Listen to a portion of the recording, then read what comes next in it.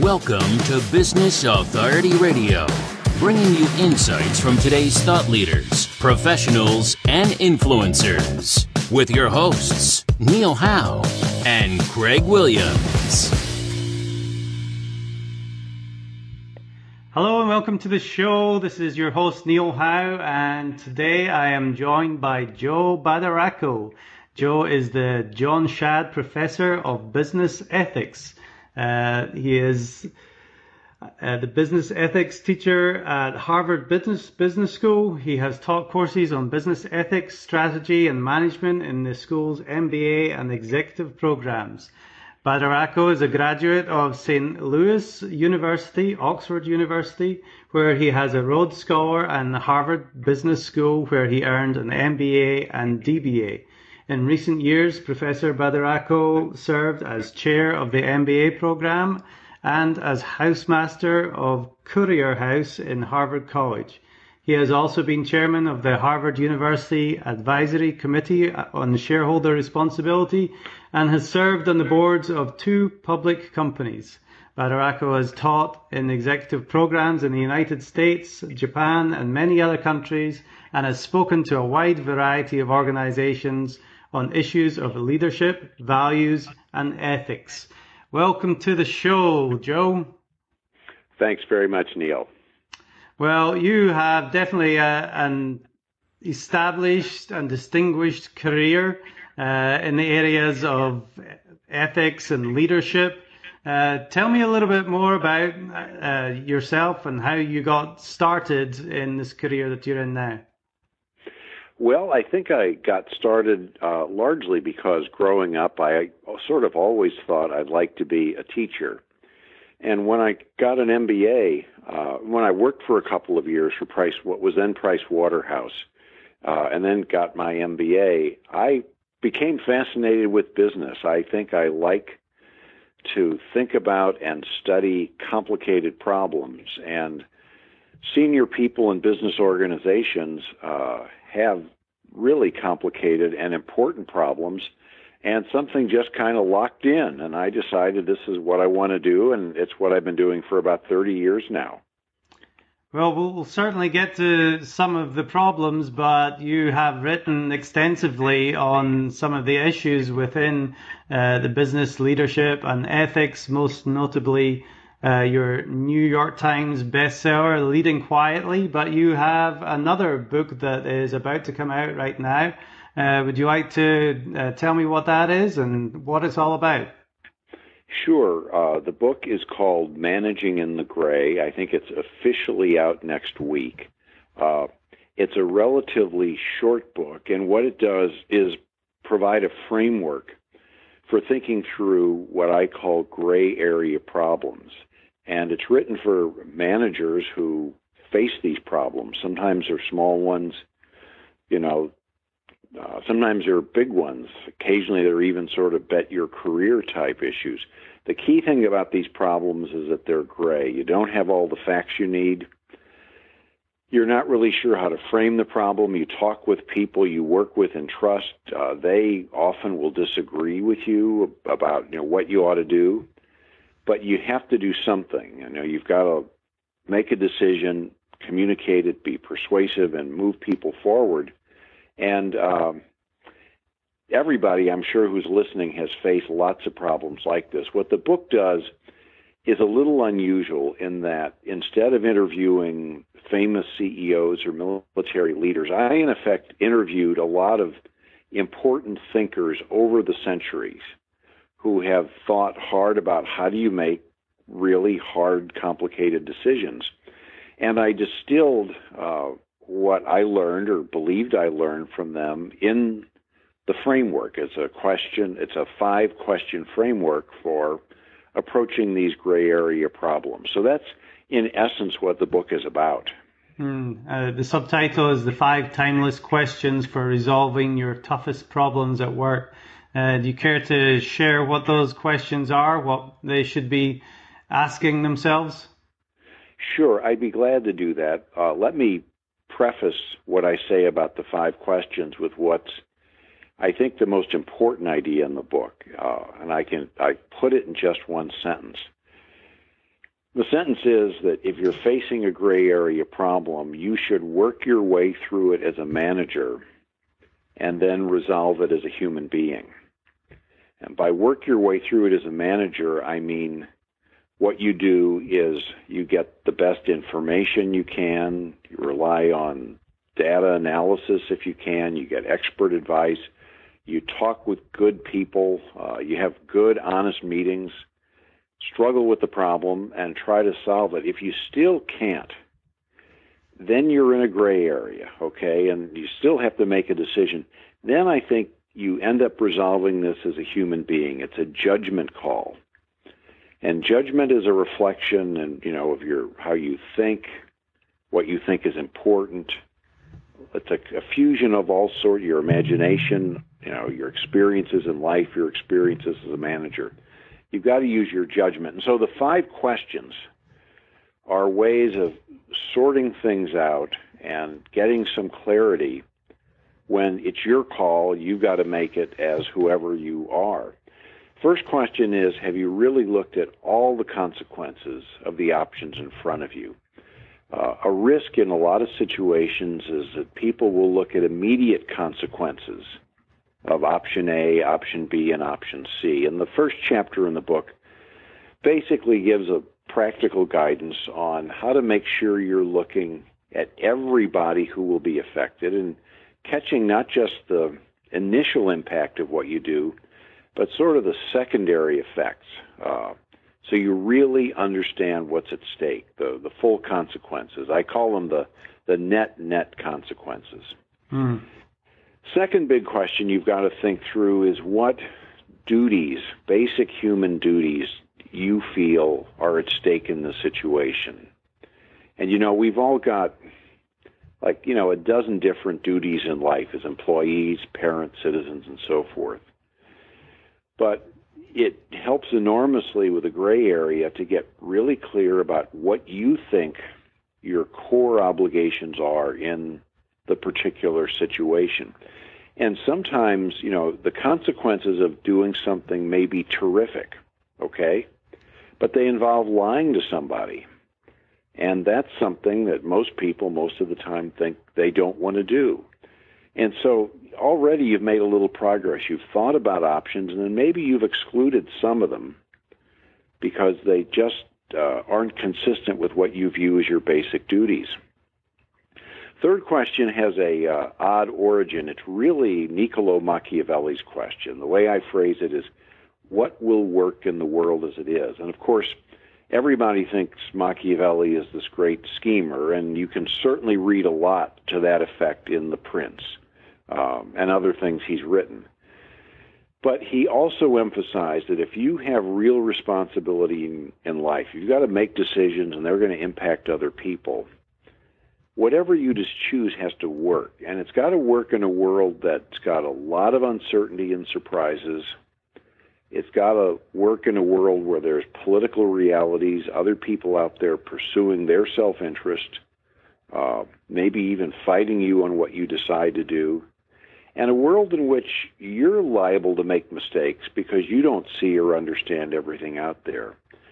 So you've got to be very, very realistic and say, look, it's an unpredictable, often unforgiving and tough world. Do I have a plan that's going to work in those circumstances? And you might exclude a couple more options. In a way, the 5 questions are sort of like a funnel. You start broad with consequences, then you think about your duties, then you think about what will work. The last 2 questions are more value-oriented. Every organization has certain values, and I don't mean just the ones that are up on a list on the wall, which are all fine values, in credos and mission statements. I mean the ones that people really care about, they struggle for, they feel really bad if they don't make good on them. And you've got to look at your options once again and say which ones are most consistent with who we are. The fourth question is, who are we? That may give you an answer, but if it doesn't, then you've got to make the call, and that leads to the final question, what can I live with? And this is where, after you've been through this as a manager, and after you've asked these other questions, these humanist questions about consequences, duties, pragmatism, and organizational values. The final question is, basically says you're going to decide, you're going to live with it. What can you live with? And that's the call you got to make in the end. And that's how these gray area issues are ultimately resolved. Somebody makes a decision and says, this is what we're going to do.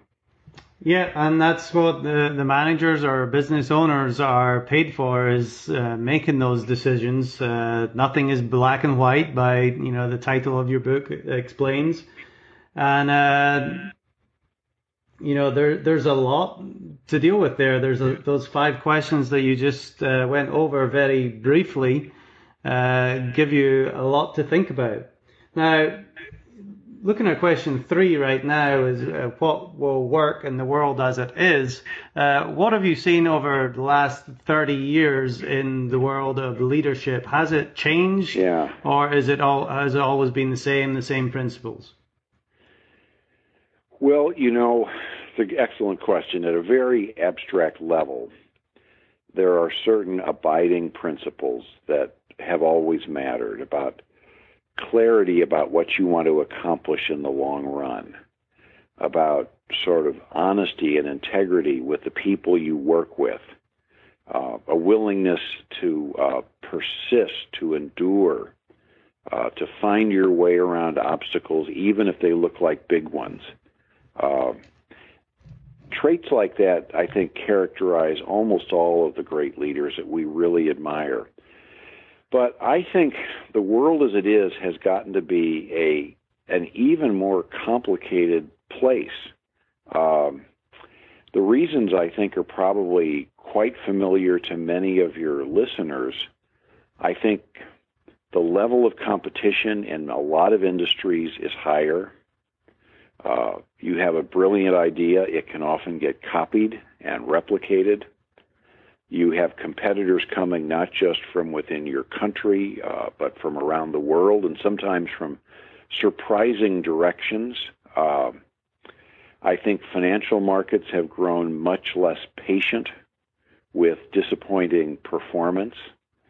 A lot of organizations, a lot of businesses are much more fluid these days.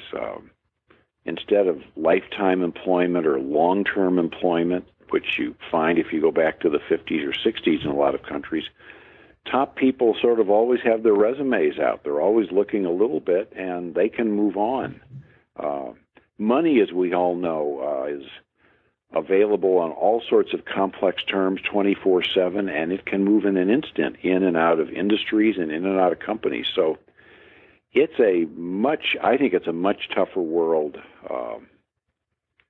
to work in now than it was in the post-war era in a lot of industries and in a lot of companies. I think capitalism has always been unruly and tough, but we had a relatively nice period after the Second World War.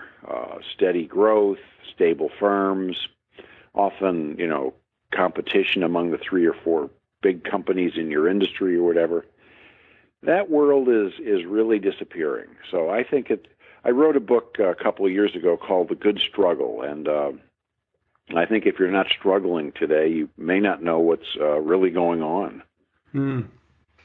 Well, yeah, we definitely did have it great for a while, but now it seems like everything is at such a faster pace, and there's bubbles bursting all over the place, and there's so much stress in the American economy right now. So how does all that come to deal with ethics?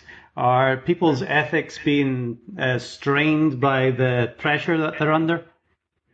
Yes, I think on the whole, that's the case. I think the other factor that we haven't mentioned yet is that we've had slow growth, macroeconomic growth since the Great Recession in 2008. And there's a really good chance that that's going to continue. So, if you've got growth of 3 or 4% in the economy, that gives people some breathing room. But if margins are really squeezed, there's a lot of pressure on people to make their numbers. Secondly, I think the world has gotten to be an even more complex place. technology, financial instruments.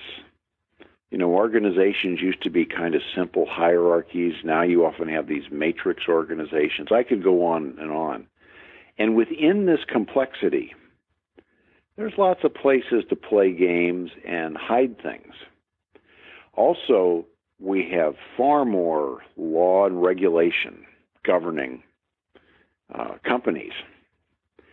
And it's much easier to run it's hard to understand what you're required to do in some cases, and much easier to cross lines you shouldn't cross. So I think the pressure's on a lot of people, and there are more pressures to play games. Now, you can say, and this is speculation, Neil, but you can say that we've got this world of greater transparency because of the internet and social media. To the extent, there's probably some truth to that. But I think that means that people who are tempted or people who are scoundrels are just more careful about what they do and bury it a little better. And as I said, I think there's a lot of places to bury things these days. Right. Let's switch gears a little bit and talk about leaders. There's obviously, like you're saying, there's so much information out there with social media and the internet. What are some of the misconceptions that you see that a leader in a company has when it comes to leading their business or managing their staff or employees? Yeah, I think a common one is having the wrong image of what a leader really is. And I think in the back of many of our minds, and I include myself here, there's the view that a leader is kind of a hero, kind of a version of, the great heroes in history or recent history, often who have led political and social movements, changed the world and changed it for the better. And these are people who have a vision. They're willing to sacrifice. In some cases, they sacrifice their lives. They inspire other people. But, if you go in most companies, you don't find people who day by day resemble Dr. King or Gandhi or, Mandela. Pick your favorite heroic leader. And so I think the trap people can get into is overlooking what I think is a much more common and valuable leadership style that I call quiet leadership. And this is based more on moving incrementally rather than with grand, bold maneuvers. It means working closely with other people to understand what needs doing and how to do it, rather than thinking you've got the vision and the answer and moving ahead. It means being more sensitive to politics inside an organization. It means being a little more opportunistic. As I said at the beginning, a few minutes ago, leadership is about knowing what you want to accomplish and having the determination to get there. But I think this quiet style is much more valuable. And I think that if a lot of people listening to us think about people who have gotten things done in their organizations, they'll find themselves thinking about a number of people who aren't surrounded by trumpets and drum beats. They're not charismatic. They're not sacrificing everything. They want to have good careers and good lives with their families, but they find ways to get things done. And I think this quiet leadership can easily be kind of a neglected model. And I think sometimes, when you're promoting people or looking for people to give opportunities to, it's a little too easy to give those to the noisy people and not the quieter ones who make things work, and who often you put them in a place and a couple of months later, things are better.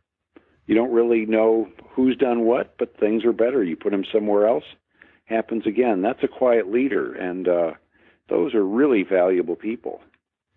Right, and it seems like that might be another misconception about leadership as well, that you have to command that respect and authority, and the way that some people seem to do that is by being loud and giving demands. But it seems the quiet leadership, like you say, is something that might be more effective.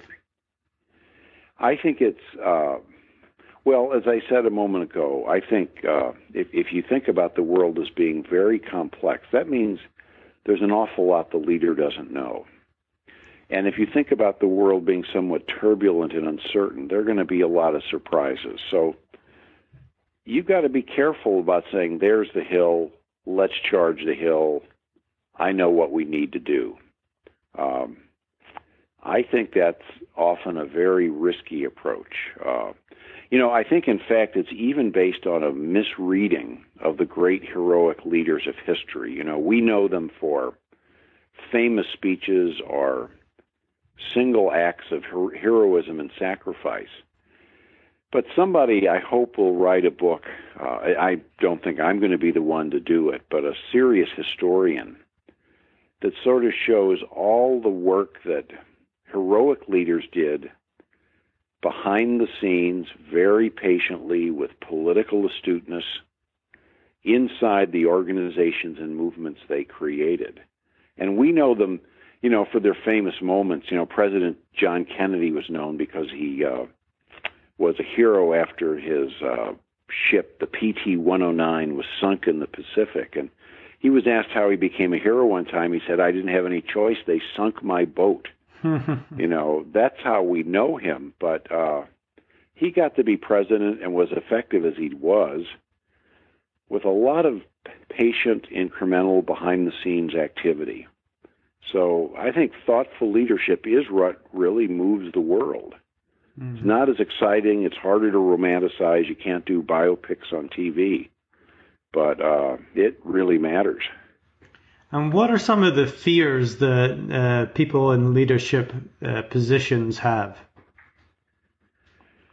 Well, I think a big one today is that they're just not keeping up with everything they need to be on top of, that they might be held accountable, that could go wrong. This is because the pace of things and the complexity of things, and a lot of organizations, have gotten flatter, so people have even more responsibility. So I think that's one fear. I think another one is a fear that while they're trying to keep up and being very responsible with what they need to do at work, they may not be doing things that they need to do for their families, for the rest of their lives. That's, I don't know if you know the circus performers who, would put like 7 poles up on a stage, and then you go to the first pole and you spin a bowl plate, and then you go to the second one and spin another plate.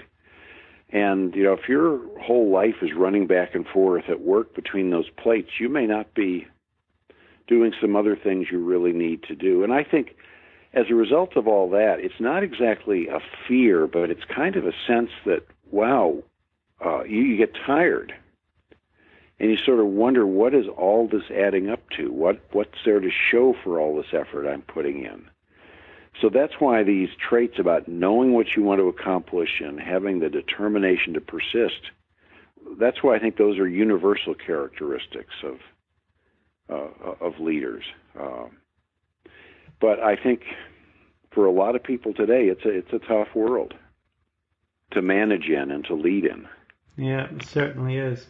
Now, Joe, let me take you back a little bit and ask you about your entire career. What is one thing that has stood out in your career that you felt really has made the biggest difference? Like, what is one of your most outstanding accomplishments? Well, I think Peter Drucker got the nickname Mr. Una Cosa, Mr. One Thing. Mm-hmm. And he used to tell organizations and executives that, look, you got to figure out like the big thing or a couple big things that you're going to do. You're juggling a lot of things, but there's a couple red balls you just don't want to drop.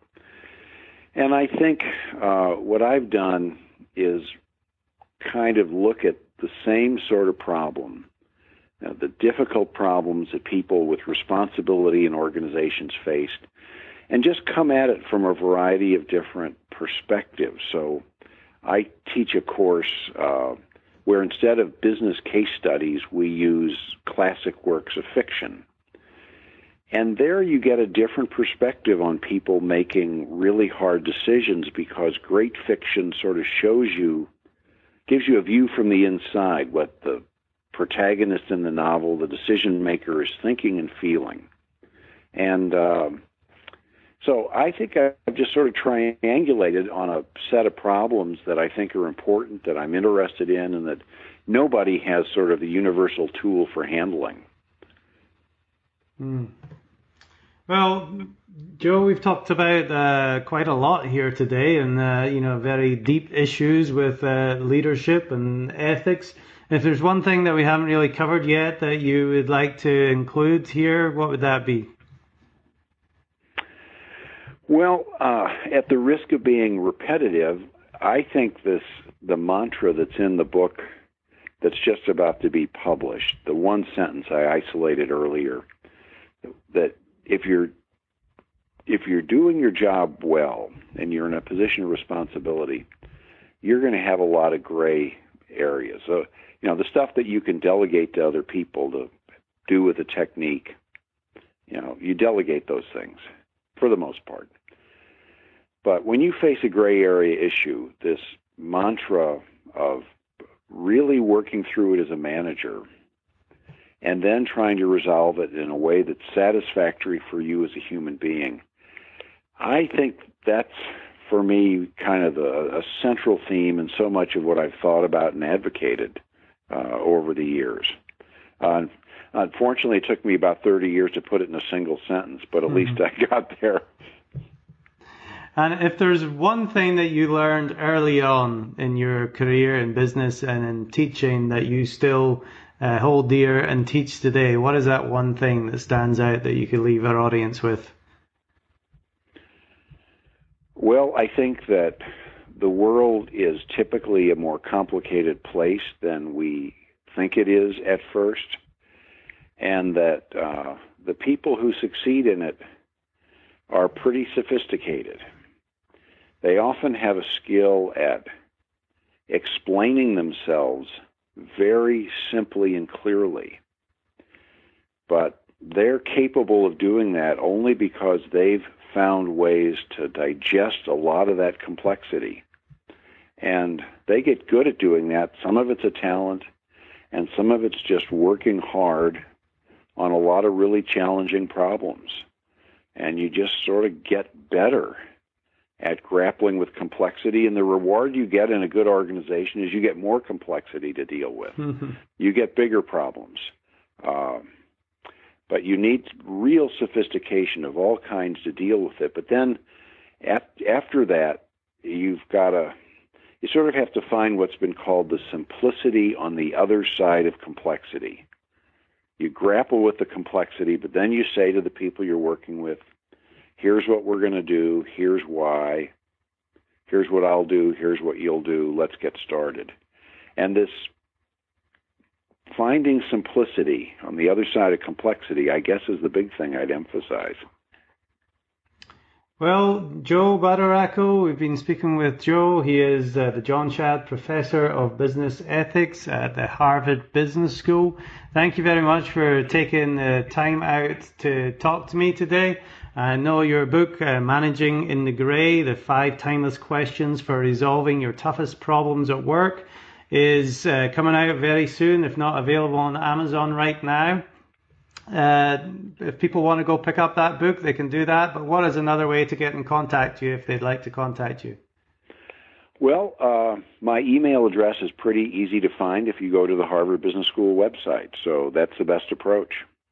All right, great. Well, Joe, I appreciate you spending the time with me today. Thank you, Neil. And giving us all that information. Good. I hope some of it was useful. Definitely. Well, to our audience, thank you very much for listening. If you like what you hear, hit that like button and share, and we'll see you next time on the show.